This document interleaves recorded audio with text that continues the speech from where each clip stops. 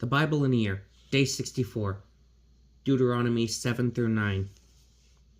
When the Lord your God brings you into the land which you are about to enter to possess, and removes the nations before you, the Hittites, the Girgashites, the Amorites, Canaanites, Perizzites, Hivites, and Jebusites, 7 nations more numerous and powerful than you.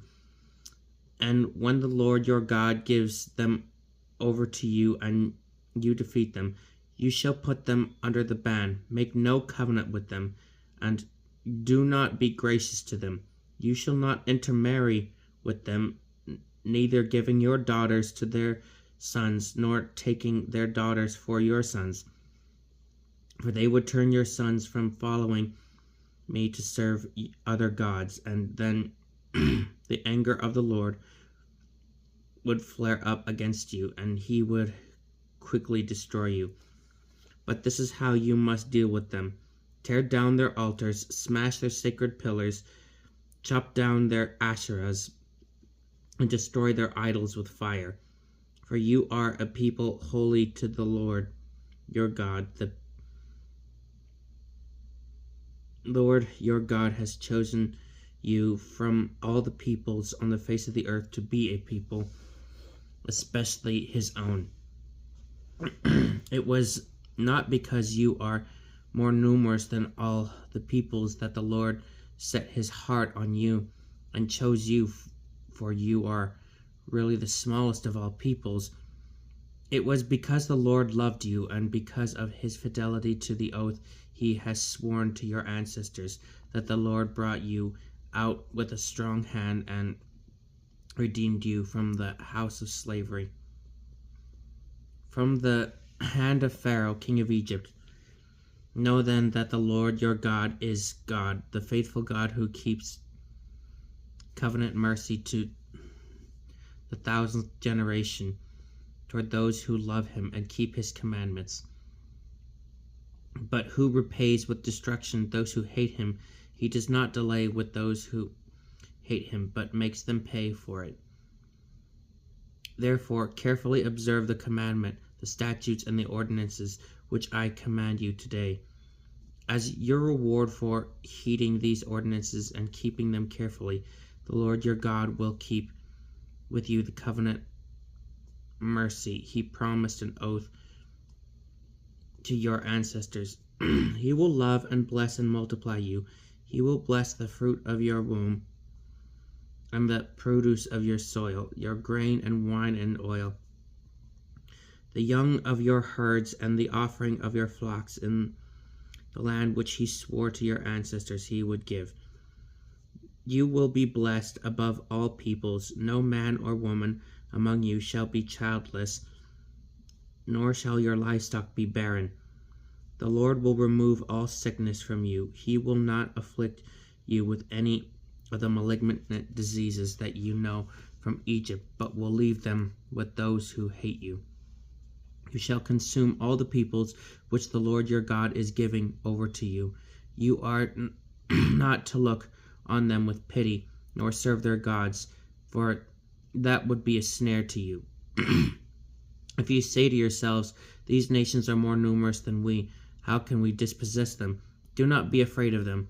Rather, remember clearly what the Lord your God did to Pharaoh and to all Egypt, the great testings which your eyes have seen, the signs and wonders, the strong hand and outstretched arm with which the Lord your God brought you out.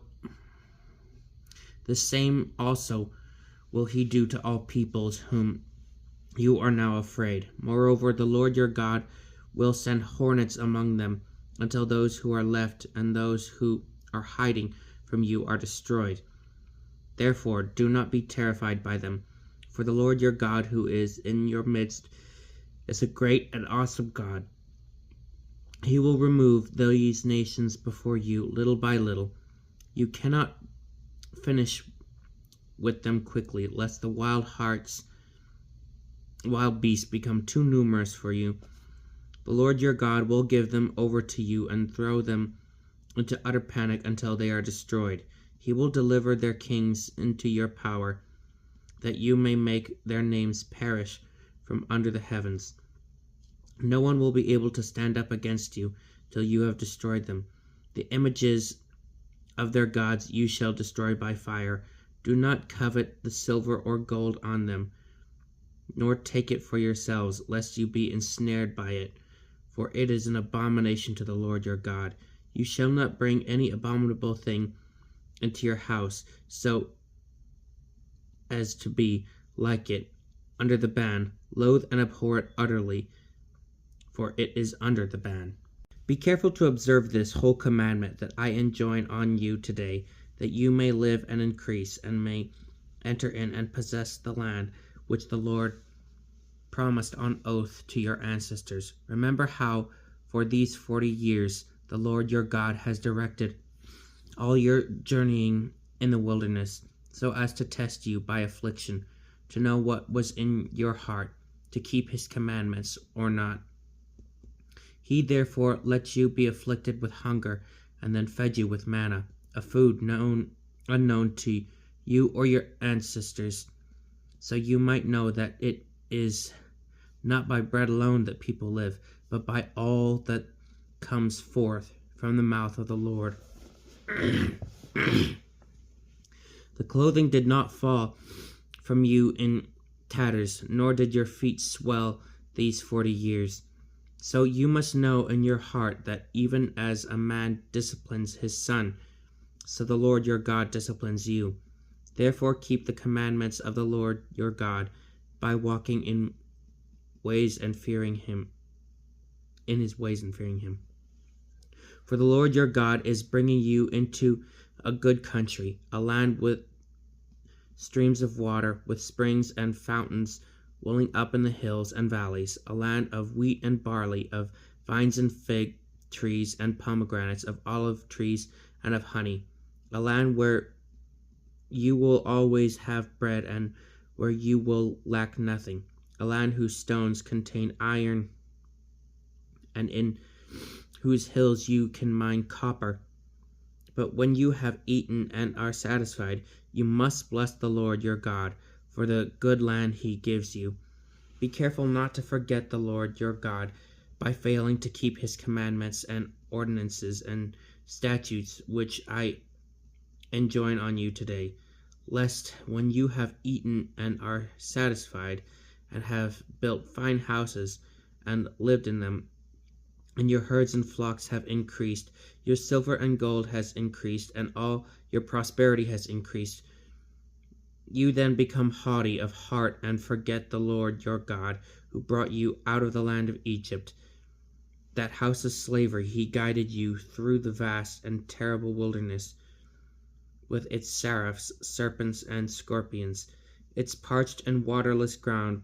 He brought forth water for you from the flinty rock, and fed you in the wilderness with manna, a food unknown to your ancestors, that he might afflict you and test you, but also make you prosperous in the end. Otherwise you might say in your heart, it is my own power and the strength of my own hands that he has got me this wealth.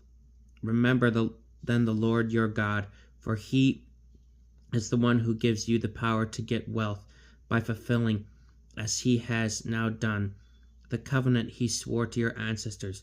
But if you do forget the Lord your God and go after other gods, serving and bowing down to them, I bear witness to you this day that you will utterly perish. Like the nations which the Lord destroys before you, so shall you too perish for not listening to the voice of the Lord your God. Hear, O Israel, you are about to cross the Jordan to enter in and dispossess nations greater and stronger than yourselves, having large cities fortified to the heavens. The Anakim, a people great and tall, you yourselves know of them, and have heard it said of them, who can stand up against the Anakim? Know then today that it is the Lord your God who will cross over before you as a consuming fire. He it is who will destroy them and subdue them before you, so that you can possess and remove them quickly, as the Lord promised you. After the Lord your God has driven them out of your way, do not say in your heart, "It is because of my justice the Lord has brought me in to possess the land, and because of the wickedness of the nations the Lord is dispossessing them before me." No, it is not because of your justice or the integrity of your heart that you are going in to take possession of the land, but it is because of their wickedness that the Lord your God is dispossessing these nations before you, and in order to fulfill the promise he made on oath to your ancestors, Abraham, Isaac, and Jacob. Know this, therefore, it is not because of your justice that the Lord your God is giving you this good land to possess, for you are a stiff-necked people. Remember and do not forget how you angered the Lord your God in the wilderness, from the day you left the land of Egypt until you came to this place. You have been rebellious toward the Lord at Horeb. You so provoked the Lord that he was angry enough to destroy you. When I had gone up the mountains to receive the stone tablets of the covenant which the Lord made with you, meanwhile I stayed on the mountain 40 days and 40 nights. I ate no food and drank no water. The Lord gave me two stone tablets inscribed by God's own finger, with a copy of all the words that the Lord spoke to you on the mountain from the midst of the fire, on the day of the assembly. Then at the end of 40 days and 40 nights, when the Lord had given me the two stone tablets, the tablets of the covenant, the Lord said to me, "Go down from here now quickly, for your people whom you have brought out of Egypt are acting corruptly. They have already turned aside from the way I commanded them, and have made for themselves a molten idol. I have seen now how stiff-necked this people is," the Lord said to me. "Let it be that I may destroy them and blot out their name from under the heavens, and I will then make of you a nation mightier and greater than they." When I had come down again from the blazing fiery mountain with the two tablets of the covenant in both my hands, I saw how you had sinned against the Lord your God by making yourselves a molten calf. You had already turned aside from the way which the Lord had commanded you. I took hold of the two tablets, and with both hands cast them from me and broke them before your eyes. Then, as before, I lay prostrate before the Lord for 40 days and 40 nights. I ate no food, I drank no water, because of all the sin you had committed in the sight of the Lord, doing wrong and provoking him. For I dreaded the fierce anger of the Lord against you. His wrath would destroy you. Yet once again the Lord listened to me. With Aaron too the Lord was deeply angry, and would have destroyed him. But I prayed for Aaron also at that time. Then taking the calf, the sinful object you made, I burnt it and ground it into powder as fine dust, which I threw into the wadi, then went down the mountainside. At Taberah, at Massa, and at Kibroth Hattaavah likewise, you enraged the Lord, and when the Lord sent you up from Kadesh Barnea, saying, "Go up and take possession of the land I have given you," you rebelled against this command of the Lord your God, and would not believe him or listen to his voice. You have been rebels against the Lord from the day I first knew you. These 40 days and 40 nights I lay prostrate before the Lord, because he had threatened to destroy you. And I prayed to the Lord and said, "O Lord God, do not destroy your people, the heritage you redeemed in your greatness and have brought you out of Egypt. with your strong hand. Remember your servants, Abraham, Isaac, and Jacob. Do not look upon the stubbornness of this people, nor upon their wickedness and sin. Lest the land from which you have brought us say, the Lord was not able to bring them into the land he promised them, and out of hatred for them he brought them and out to let them die in the wilderness. They are your people and your heritage, whom you have brought out by your great power and with your outstretched arm. This is the word of the Lord.